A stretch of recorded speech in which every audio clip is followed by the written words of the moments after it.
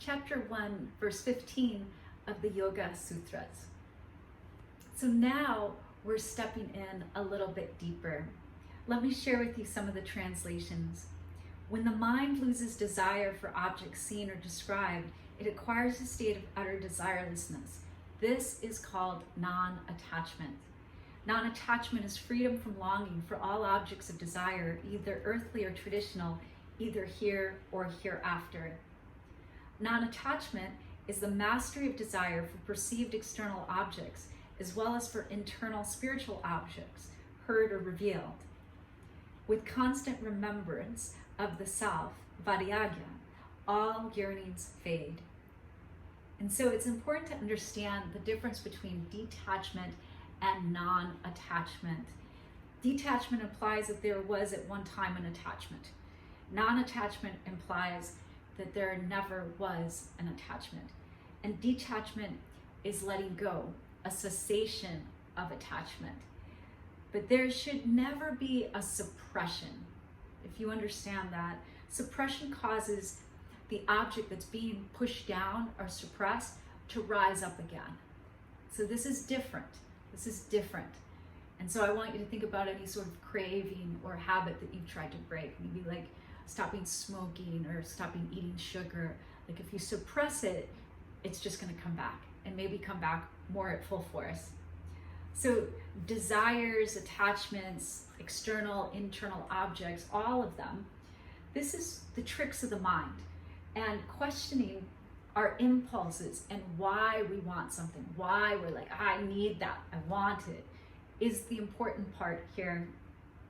And there are attachments everywhere, and we're bombarded with advertisements triggering us to become more attached to things. And I'll give you an example, because there's so much manipulation in the media that we are exposed to of this nature.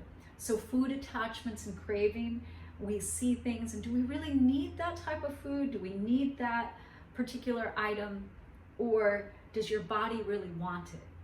But if you see the advertisement and it's presented in a certain way, do you think, well, maybe I do want it? But your body is in no way saying, I need it. Not at all.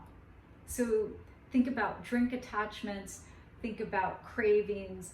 Does your body really need this or not?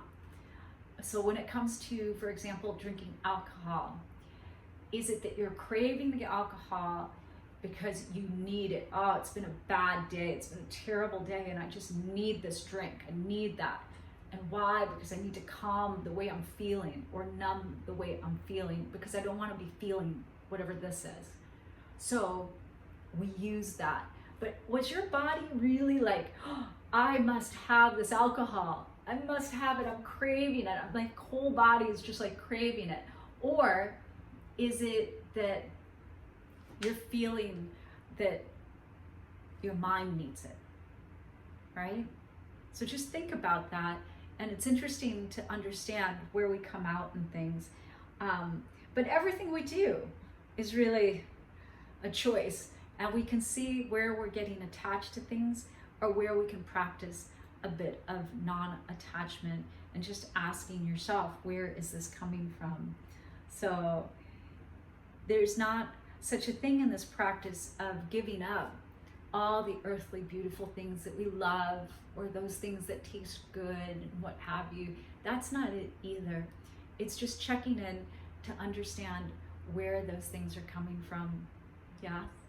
So from my heart to your heart, and to the heart of the universe, this is Sutra, chapter 1, verse 15.